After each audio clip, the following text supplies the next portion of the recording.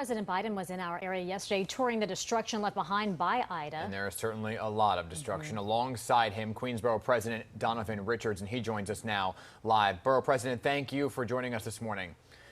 Thank you. So, good to see you, David. Good to see you as well. So, Borough President, you toured yesterday with the president, right alongside him. What was the #1 issue? Because I saw that you came face to face with some of those residents who were obviously emotional, right? What were they saying? What do they want? They want their livelihoods put back in place. I think, this was catastrophic on so many levels. People lost so much, but I think a lot of residents felt reassured that their issues would be dealt with, and certainly the president coming in to shine a light with all of the different agencies down from FEMA down to OEM was something critical as we move through this recovery. Yeah, so the president approved a major disaster declaration for Queens as well as the Bronx, Brooklyn, Westchester.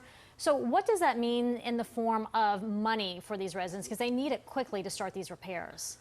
Yeah, so residents can receive up to $35,000 in grant money, not loans, which was something that coming through Hurricane Sandy, something that I pushed for when we had recovery efforts out in the Rockaways. So $34,000 up in upwards for grants. What I urge residents to do is to fill out their forms, FEMA.gov. One of the things we discussed with the president down to the governor and mayor is making sure that these agencies have a real local presence so that individuals don't have to travel miles or get on public transportation to get assistance. You know, you again, we showed that picture of you side by side with the president.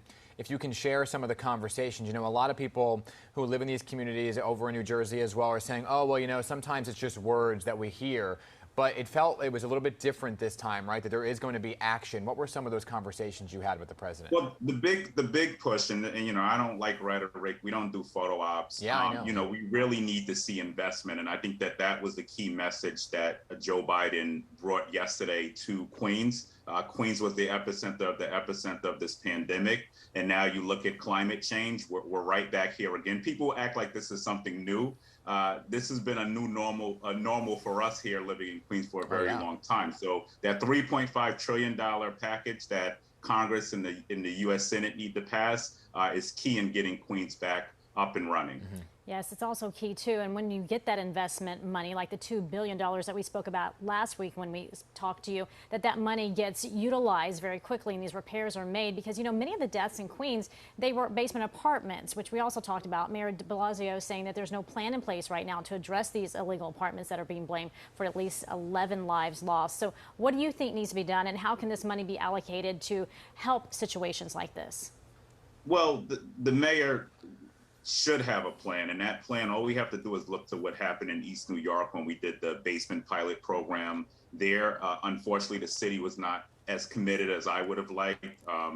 Only 9 applications were approved. I think they had something upwards of 8,000 applications put in. So the efforts were defunded, and the mayor should put that money right back into the budget so that homeowners could bring their basements up into compliance and cut the red tape while he's at it. We need to cut the red tape, the bureaucracy, to make sure that this program could exist so we never see the deaths we saw in Queens again. Yeah, and we spoke last time about some of the changes that people want to see done right now. We know that involves sewer system upgrades and so on and so forth, right? But in regards to those basement apartments, Mr. Richards, do you think that people are actually going to go back to them, or are they going to now move somewhere else? Is there a place for them to go?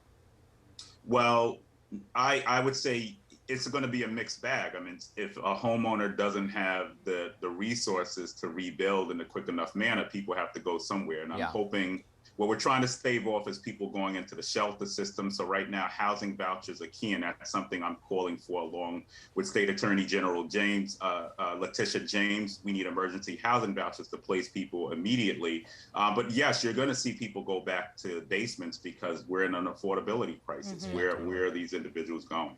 Yeah. All right, Borough President Donovan Richards, as always, we appreciate you joining us today.